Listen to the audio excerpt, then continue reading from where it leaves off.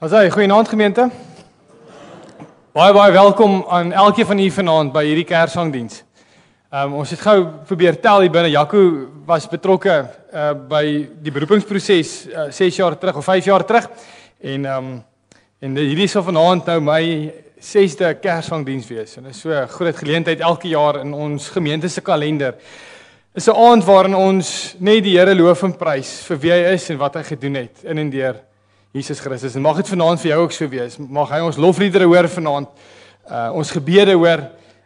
Kom ek sê vir u wat vanaand gebeur, of net voor ek dit sê, ek weet ook daar is heelwat besoekers, vriende wat vanaand saam met ons kuier. Mag jy vir vanaand se geleentheid ook beleef as iets van wat die Here in jou lewe gedoen het en hoe hy dit deur Jesus Christus gedoen het in jou lewe. En mag jy vanaand saam sing en onder 'n nuwe indruk kom van wie hy is en wat hy gedoen het. Ook almal wat saam luister op die internet, mag jy vanaand ook op so 'n manier deel wees van hierdie ontmoeting. Ek gaan ons 'n gebed doen en dan die seën uitspreek en dan gaan ons die kollekte opneem. Die kollekte vanaand gaan vir huis Boland en as jy by die deur uitgaan, gaan dit vir die Bolandse bedieningsfonds. En van daar af gaan die program vloei. Alles is op die bord. Jy sal sien wanneer jy moet sit en wanneer jy moet staan, wanneer daar wat is. Ons gaan ook skriflesing en 'n preek hê vanaand of woordverkondiging.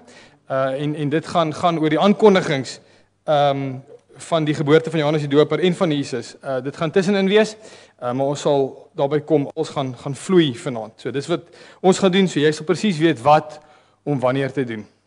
Hier voor is nog plek, hier in die middel is ook nog plek, vir die wat wil plek hê.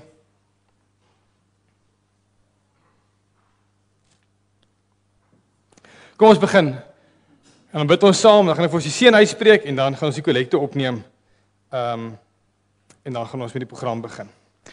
Ons almagtige God en Hemelse Vader, Here, wat 'n voorreg dat ons vanaand as U gelowiges bymekaar kan wees met een doel en dit is om U naam groot te maak. Vader, ons beweeg 'n tyd in waar ons, of baie van ons dalk nie meer lus is vir 2016 nie. Ons is moeg en is nou kop af en vorentoe. Maar dan hou ons Jesus Christus voor oë. God wat mens geword het en onder ons kom woon het, die tyd wat ons ingaan, wat ons juist dit vier. En vanaand wil ons as gemeente, in hierdie gemeenskap, 'n stem laat ophef, o Here, oor wie U is en wat U gedoen het. En daarom bid ons vanaand dat U ons gedagtes ook so sal rig, dat ons die woorde sal indrink. Dat ons dit sal sien as deel van ons getuienis in hierdie wêreld.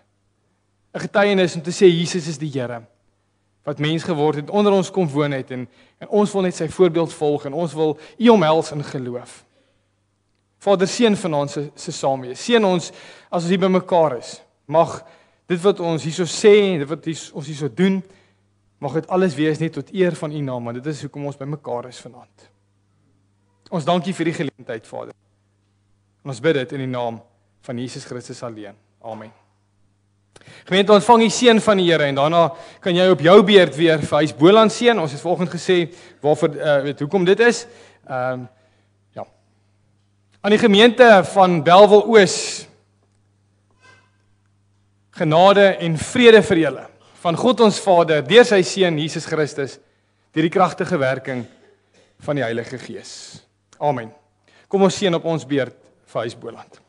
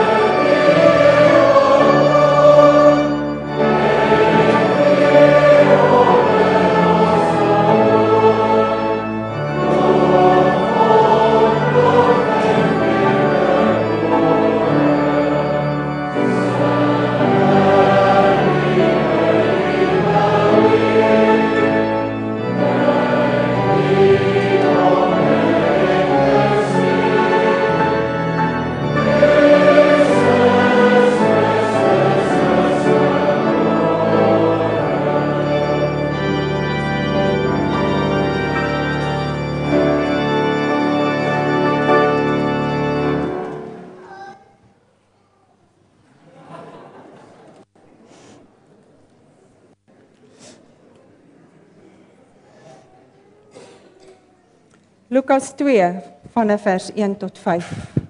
In daardie tyd het keiser Augustus 'n bevel uitgevaardig dat 'n volkstelling in die hele ryk gehou moet word.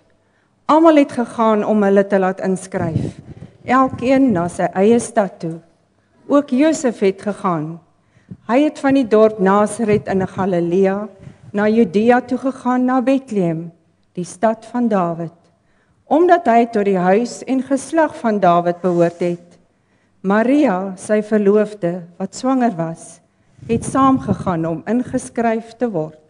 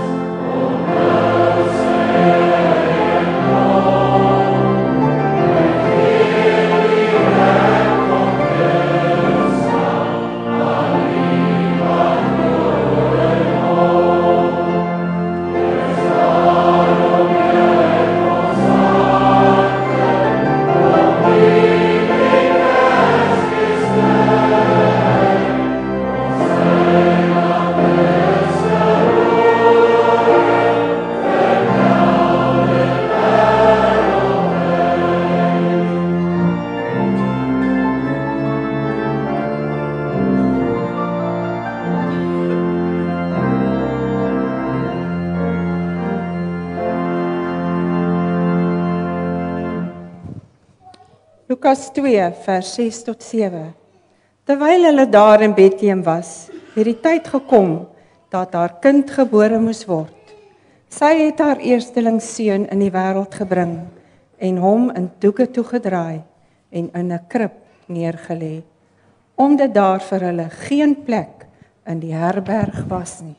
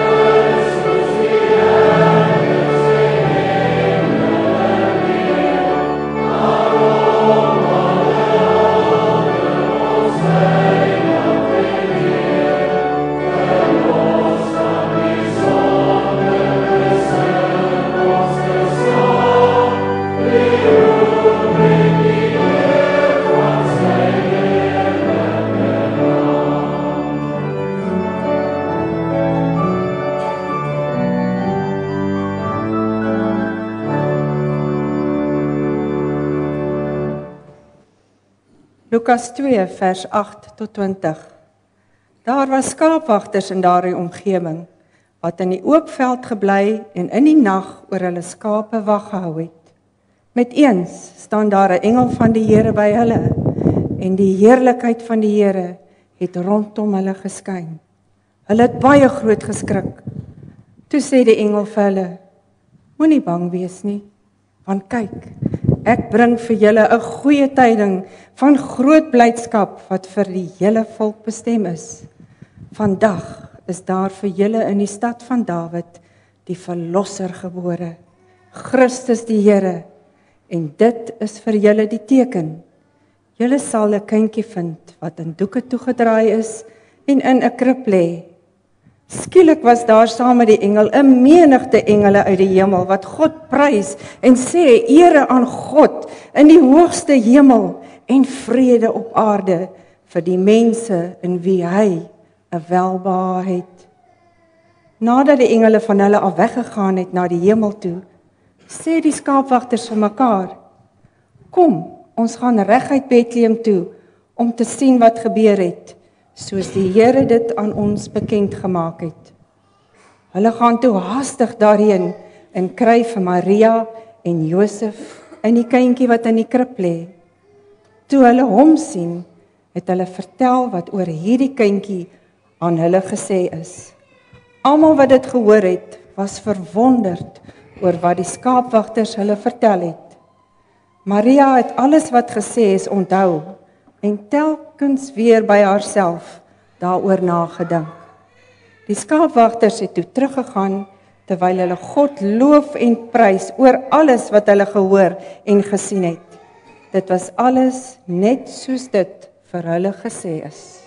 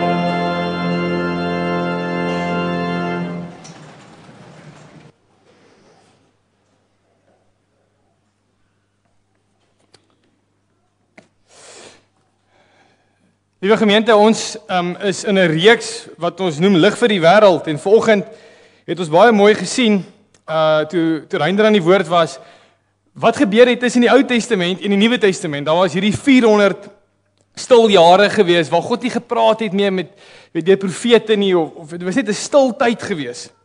En dan praat God weer vir die eerste keer in die tempel waar Sagaria besig was om 'n offer te bring namens die volk, 'n gebedsoffer. Nou, net voor ek dit nou vir julle verduidelik wat daar aangaan, 'n priester in daai tyd het net een keer die geleentheid gehad om hierdie offer te bring, want daar was baie priesters gewees en hulle was opgedeel in afdelings en elkeen het 'n kansie gehad. En dit was baie groot voorreg om dan volgens hulle het geloot binne 'n afdeling om te kyk wie gaan die loot kry wat dan hierdie offer kan gaan bring. En dan moet hy uitkom en vir die volk dan nou 'n seën uitspreek van die offer wat hy gebring het. En dis waar ons optel vanaand in ons skriflesing. Ons kyk na die twee aankondigings van Johannes die Doper en van Jesus Christus. En ons gaan dit lees. Jy kan ons volg in jou Bybels of op jou selfone. Lukas 1 vanaf vers 5 tot 38 is nie Matteus soos op die bord staan nie. Goed, wat sê die Here? In die tyd van koning Herodes van Judea was daar 'n priester met die naam Sagaria uit die diensgroep van Abia. Ook sy vrou het van Aaron afgestam en haar naam was Elisabeth. Hulle was albei getrou aan die wet van God en het onberispelik al die gebooie en voorskrifte van die Here onderhou. Hulle het geen kind gehad nie, omdat Elisabeth onvrugbaar was. Buitendien was albei reeds op vergevorderde leeftyd. Op 'n keer, toe Sagaria in die beurt van sy diensgroep besig was om die priesterdiens voor God te verrig, is hy volgens die priesterlike gebruik deur die lot aangewys om in die tempel van die Here in te gaan en die wierook op die altaar te brand. Terwyl die wierookoffer gebring is, was die hele volksmenigte buite besig om te bid. Toe verskyn daar aan die regterkant van die wierookaltaar 'n engel van die Here aan hom. Sagaria het geskrik toe hy hom daar sien staan en hy het baie bang geword. Maar die engel sê vir hom: "Moenie bang wees nie, Sagaria, want jou gebed is verhoor. Jou vrou Elisabeth sal aan jou 'n seun skenk en jy moet hom Johannes noem. Hy sal 'n bron van blydskap wees en 'n vreugde vir jou wees en baie sal bly wees oor sy geboorte, want hy sal groot wees in die oë van die Here. Wyn en bier sal hy glad nie drink nie en reeds van sy geboorte af sal hy met die Heilige Gees vervul wees.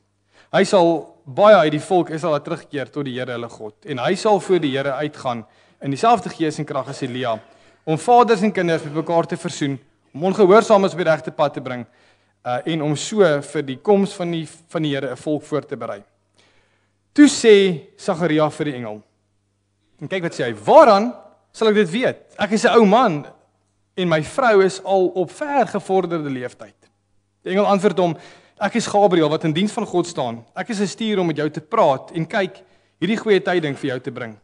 Kyk, jy sal stom wees en nie kan praat nie, tot op die dag van hierdie dinge gebeur, omdat jy my woorde wat op die bestemde tyd vervul sal word, nie geglo het nie." Intussen het die volk vir Sagaria gestaan en wag en begin wonder waarom hy so lank in die tempel bly. Toe hy uitkom, kon hy nie met hulle praat nie. Hulle kom toe agter dat hy in die tempel 'n gesig gesien het. Hy het net aanhoudend vir hulle beduie en stom gebly. Toe die tyd van sy tempeldiens om was, het hy huis toe gegaan. Na daardie tyd het sy vrou Elisabeth swanger geword en haar 5 maande lank afgesonder. Sy het gesê: "Die Here het dit vir my gedoen. Nou het hy na my omgesien om my smaad onder die mense weg te neem." In die 6de maand van Elisabeth se swangerskap het God die engel Gabriël gestuur na 'n maagd in Nasaret, 'n dorp in Galilea. Sy was verloof aan Josef, 'n man uit die geslag van Dawid. Die naam van die maagd was Maria. Toe die engel by haar kom, sê hy: "Ek groet jou, begenadigde, die Here is by jou." Sy was verbuisterd oor die woorde en het gewonder wat die begroeting tog kon beteken. Die engel sê toe vir haar: "Moenie bang wees nie, Maria, want God bewys genade aan jou. Jy sal swanger word en 'n seun in die wêreld bring, en jy moet hom die naam Jesus gee. Hy sal groot wees en die seun van die Allerhoogste genoem word. Die Here God sal hom die troon van sy voorvader Dawid gee, en hy sal as koning oor die nageslag van Jakob heers tot in ewigheid. Aan sy koningskap sal daar geen einde wees nie." Kyk wat is Maria se antwoord. Maar Maria sê vir die engel: "Hoe is so iets moontlik, aangesien ek nog nooit omgang met 'n man gehad het nie?" Die engel antwoord haar: "Die Heilige Gees sal oor jou kom, en die krag van die Allerhoogste sal die lewe in jou wek. Daarom sal die een wat gebore word heilig genoem word, die seun van God. Kyk, 'n bloedverwant van jou Elisabeth het in haar ouderdom self ook 'n seun ontvang, en sy wat as onvrugbaar bekend was, is nou al in haar 6de maand. Niks is vir God onmoontlik nie." Maria sê toe: Ek is tot beskikking van die Here, laat met my gebeur wat U gesê het. Toe die engel van daar af weggegaan. Tot sover ons skriflesing vanaand. Nou gemeente, 2 mense, 2 aankondigings, baie ooreenkomste, maar die uitkoms totaal verskillend. En kom ons kyk 'n bietjie daarna vanaand. God wil sy wil bekend maak, na 400 jaar, nee, ons het gesê, daar was stilte, hy wil sy wil bekend maak aan 2 verskillende mense, 2 verskillende uitkomste. En kyk bietjie oor die ooreenkomste. Ons het dit gelees nou. Sagaria kry 'n besoek van 'n engel. Maria kry 'n besoek van 'n engel. Aan albei van hulle word 'n seun beloof deur 'n wonderwerk. Nie een van hulle kan kinders kry nie. Sagaria en Elisabeth, het ons gelees, is al oud, is onvrugbaar, en Maria is nie getroud nie, sy is 'n maagd. Aan die ander wyse het nog nooit saam met iemand geslaap nie. En albei het hierdie vraag, maar hoe is dit moontlik? Hoe is dit moontlik dat dit kan gebeur?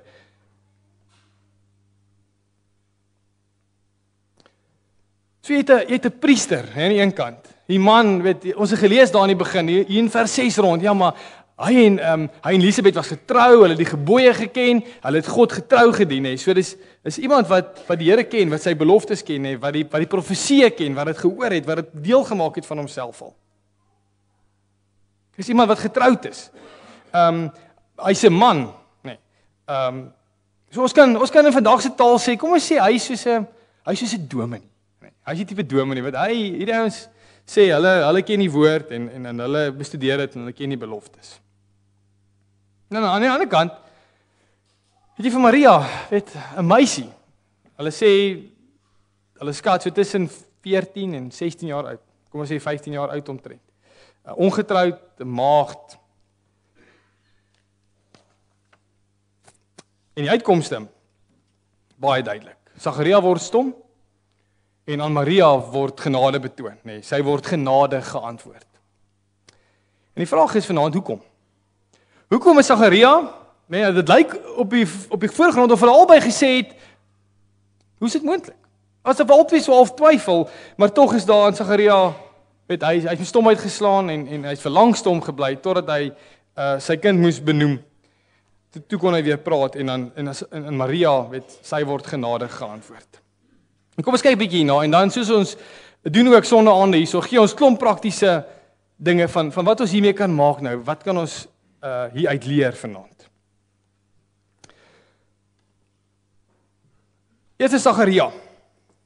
Weet Gabriël, die engel wat aan hom verskyn, maak dit baie duidelik hoekom Sagaria stom geword het. Die antwoord is daar, omdat jy my woorde wat op die bestaande tyd vervul sal word, nie geglo het nie. Ja, hy het die woorde nie geglo nie. Hoe kan dit wees?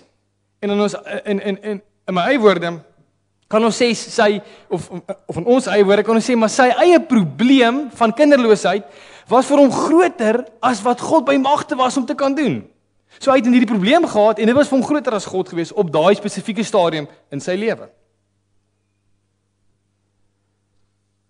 Hy kon dit nie glo nie. Hy het gesê ek glo jou nie. Mense wat so oud soos ons is, ons word nie ouers nie. Ons is onvrugbaar, ons is oud.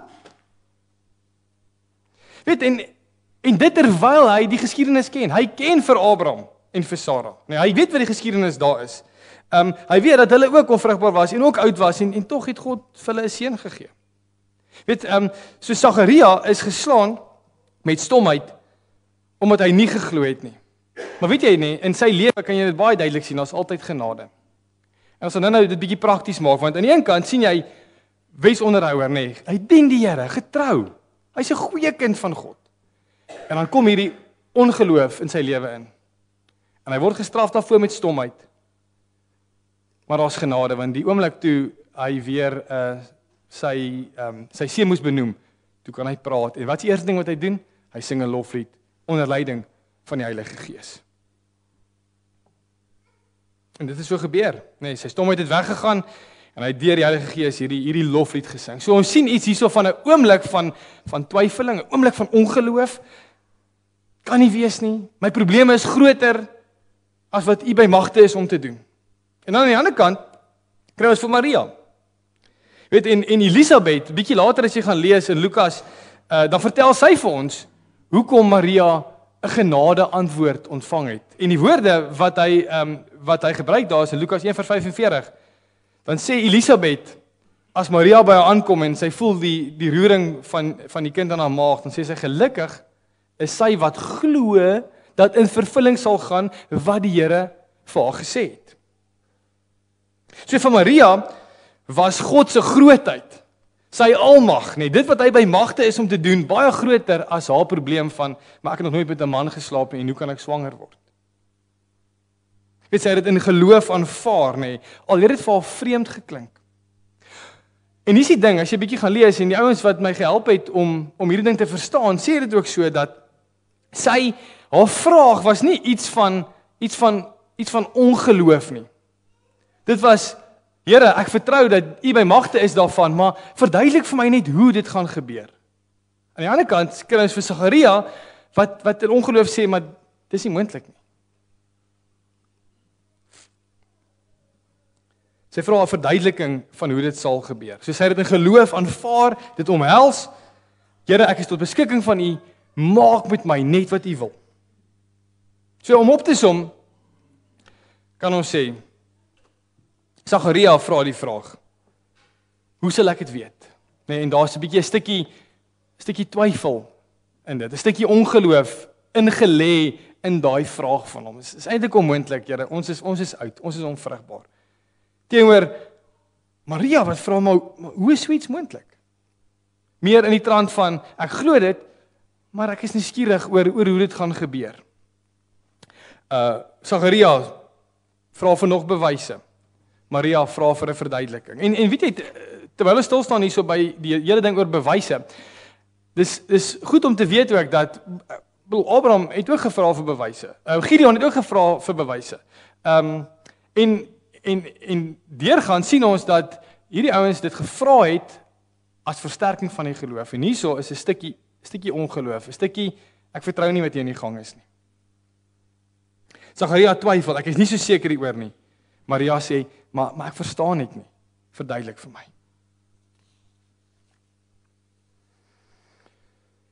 So die punt is wat ons dink Lukas hy se dryf hierso wat hy skryf vir Theophilus in die begin in Lukas 1, dan sê hy skryf van jou geagte Theophilus. En dit is met rede dat hy hierdie twee langs mekaar sit. Want geen ander evangelie vertel vir ons van wat hier gebeur het so in detail nie. En wat Lukas vir Theophilus sê vir my en vir jou sê vanaand is, Maria, wees soos, of geliewe gelowige eder, wees soos Maria, as jy hoor van Jesus Christus. Nie soos Sagaria nie. Wat maak ons hiermee? Wat maak ek en jy nou met hierdie vraagteken, hierdie hoekom vanaand? En ek wil vir jy 'n paar punte wys, daar kan jy sien, so 6 verduidelikings, net wat maak ons hiermee? In die eerste plek, kom ons gesels oor bewyse, Sagaria wat hierdie bewyse gevra het. En dit is so dat ons, en ons bring ons sommer direk na vandag toe, 2016, ons kan baie keer te veel bewyse wil hê, wat so ver gaan dat dit amper half 'n aanduiding is van ons ongeloof in dit wat God besig is om te doen. Weet, hoe is so iets moontlik? En jy ken jou eie lewe, so baie keer kom ons in 'n geval waar dinge vir ons onduidelik is. Ons voel laag hierdie tyd van die jaar waar ons net sê ja, ons wil nie meer 2016 nie. Ons gemoed is af. Ons gaan deur 'n moeilike tyd. Ons is onseker. En dan wil ons baie keer tekens sê. Glo dat hy besig is om dinge vir ons beswil te laat gebeur binne die omstandighede waarin ons sit en waarin ons vaskyk. Weet totdat ons 'n bewys of 'n lig aan die einde van die tonnel wil hê. En partykeer dit vat tyd. Wel hierdie Israeliete het gewag vir 'n verlosser, 400 jaar. Maar op hierdie som, wanneer het Jan van Riebeeck in die Kaap gekom? 1652, Vat hom 400 jaar terug, 1616, hy was nog eers in die Kaap aangekom en kyk wat intussen gebeur tot 2016. Dis 'n lang tyd. Maar hulle het gewag.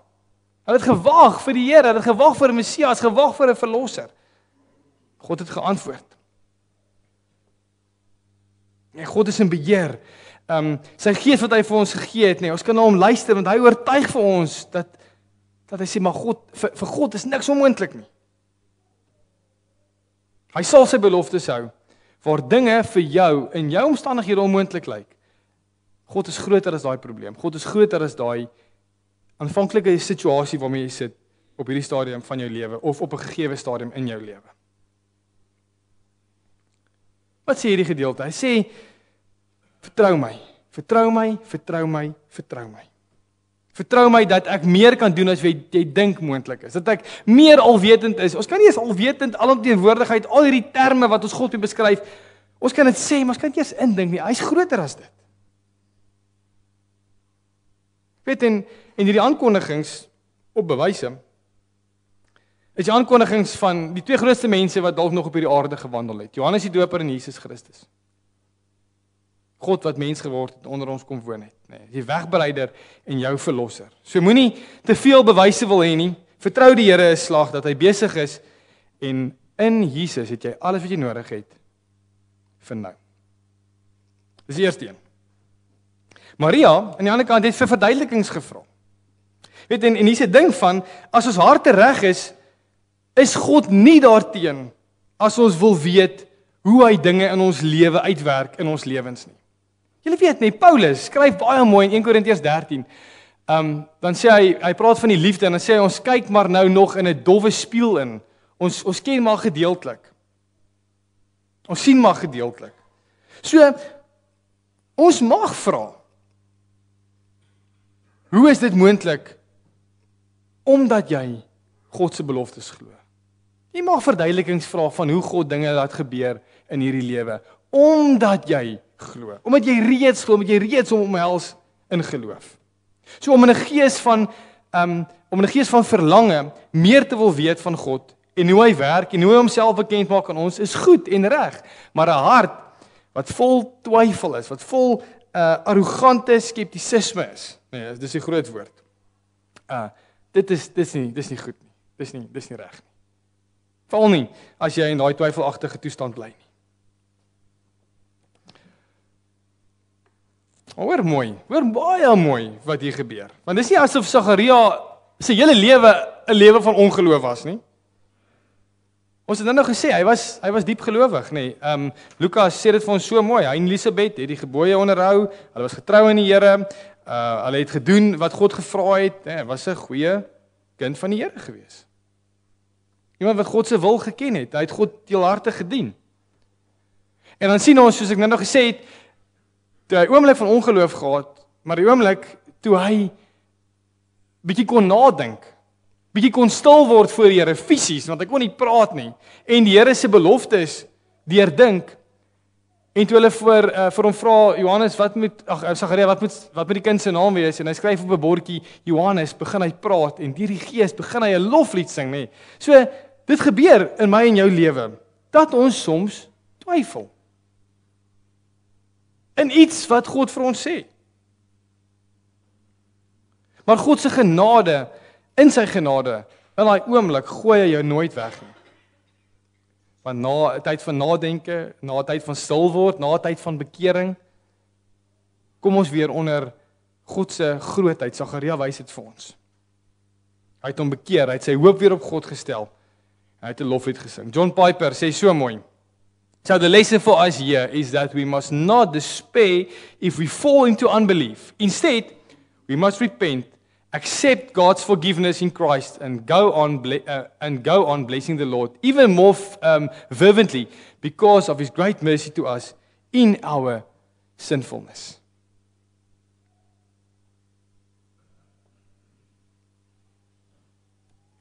Nog 'n paar praktiese dinge wat ons hierso kan sien. Uit hierdie ding, Reinder het vanoggend so mooi gesê. Ons geloof, Kersfees, gaan nie net oor baba Jesus wat mens geword het nie. Die storie gaan aan. Alright? Dit gaan aan. Dit gaan kruis toe. Dit gaan graf toe. Dit gaan hemel toe.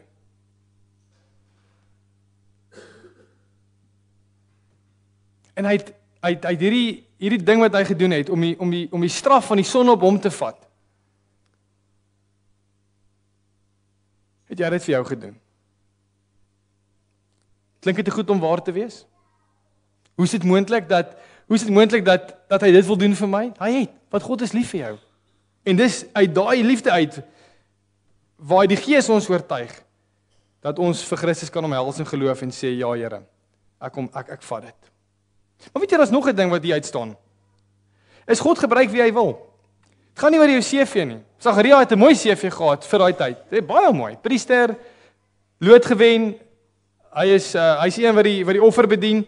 Maar Maria aan die ander kant, weet in daai tyd was vrouens laag in die klas gewees. Baie laag in die sosiale klas. Maar God gebruik wie hy wil. So of jy 'n kind is, of jy volwasse is, of jy geleerd is of ongeleerd is, of jy wit, swart, pink, Afrikaans sprekend, Engels, Khoisa sprekend is, God gebruik wie hy wil. Die woorde wat die Here wil hoor is, Here, ek is tot beskikking van U. Maak met my soos U wil. Maak met my soos wat U gesê het. Laat vir my gebeur soos wat U gesê het. En die laaste ding, om hierdie prakties huis toe te bring ook, is, daar is nog 'n belofte wat, kom ons sê, uitstaande is. God het baie beloftes gemaak. Elke liewe een het waar geword. Maar daar is nog 'n belofte van Jesus wat sê hy gaan terugkom. Jy kan, soos Sagaria sê, hoe is dit moontlik? Ek kan dit nie sien nie. Dis al 2016 jaar, ja, langer, korter. Of jy kan sê, ja, dit is moontlik. God gaan terugkom. En hy gaan terugkom soos hy gesê het. So God se beloftes, en dis die mooi ding van Jesus se geboorte ook, waar ons so mooi sing vanaand, die hele tyd, is God se belofte het waar geword in Jesus Christus. Hy beloof hy gaan terugkom. Hy gaan. Mag sy Gees jou bekwaam maak om jou onder beskikking van die Here te stel, sodat sy wil al hoe meer en meer geskied en nie jou eie nie. Gemeente, gelowiges, kinders van die Here, vertrou God. Hy's groter, almagtiger, meer alomteenwoordig as wat jy ooit sal kan doen of dink. Vir God is niks onmoontlik. Vertrou met jou lewe. Want hy's waar, hy's reg, hy's groter as enige probleem, situasie wat jy kan wees. Glo soos Maria. Amen. Gaan vir ons 'n gebed doen en dan gaan ons spontaan net weer aangaan met ons sang vanaand. Hemelse Vader,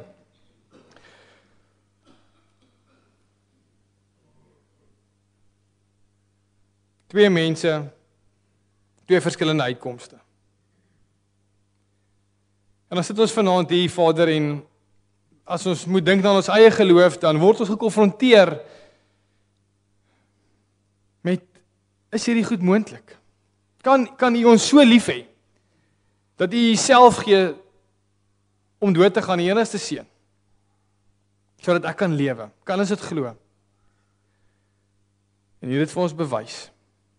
Die Gees druk dit op ons harte, die geskiedenisboeke wys dit vir ons, Jesus is die Here en hy lewe. En ons wil U omhels. Ons wil vir U lief wees met ons hele hart, siel, verstand en met al ons kragte en daaruit ons naaste soos onsself. Vader, ons kom baie keer in ons lewe in twyfelagtige situasies, waar ons dalk in ongeloof val.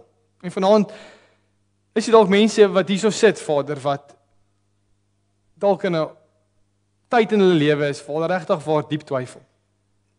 Hoe is so iets moontlik? Hoe kan so iets met my gebeur? Vader, wil U in ons stil wees, ook in hierdie week, ook in daai mense se stil wees in hierdie week. Hulle deur U Gees onder 'n nuwe indruk bring van wie U is, sodat die mond sal bely dat Jesus die Christus is en dat daai loflied gesing sal word. En dat dit nie net 'n liedjie is nie, Vader, maar dat ons hele lewe 'n lewe van lof is tot eer van U naam. Vader, hê geduld met ons wanneer ons verduidelikings vra, oor dat ons glo, maar net partykeer wil seker wees. Net partykeer 'n geloofsversterkende moment wil hê. Hoe U Uself aan ons duidelik maak en hoe U Uself aan ons openbaar. Dankie dat U ons gebruik. En vanaand wil ons aan ons sang en hoe die sang ook in ons harte insing, soos ons sing, Vader, vanaand die uitstap en sê, Vader, stel my aan, ek is tot onder die beskikking, Maak met my wat U wil. Maak ons disippels, maak ons volgelinge van Jesus Christus in hierdie wêreld wat hierdie blye boodskap brood nodig het. Ons pleit dit van U in die naam van ons verlosser Jesus Christus alleen. Amen.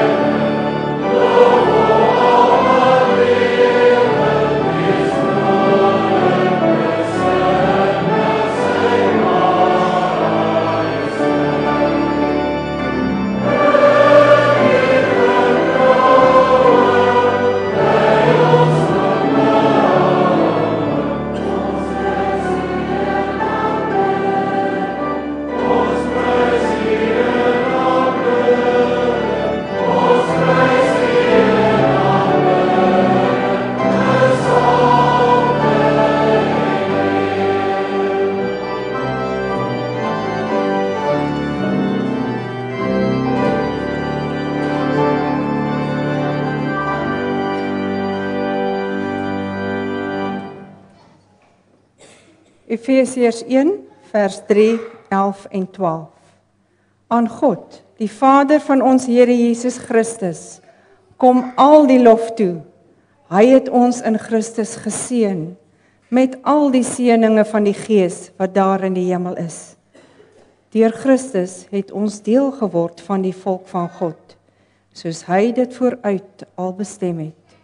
So het hy hom dit voorgeneem, hy wat alles laat gebeur, volgens sy raadsbesluit. Daarom moet ons, die eerstes wat ons hoop op Christus gestel het, die grootheid van God prys.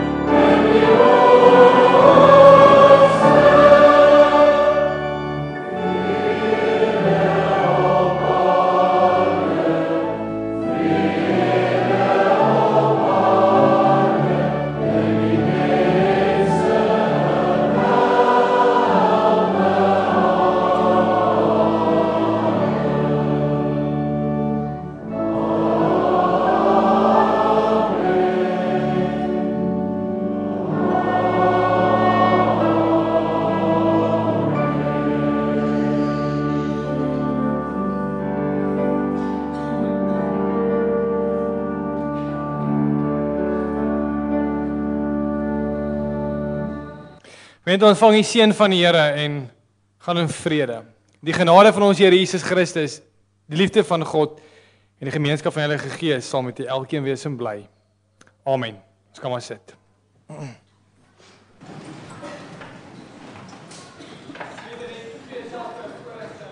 Voordat ons hier weggaan, aan almal wat vanaand musiek gemaak het, baie dankie vir julle gawes wat julle gebruik het. Die projek, ja, hande klap.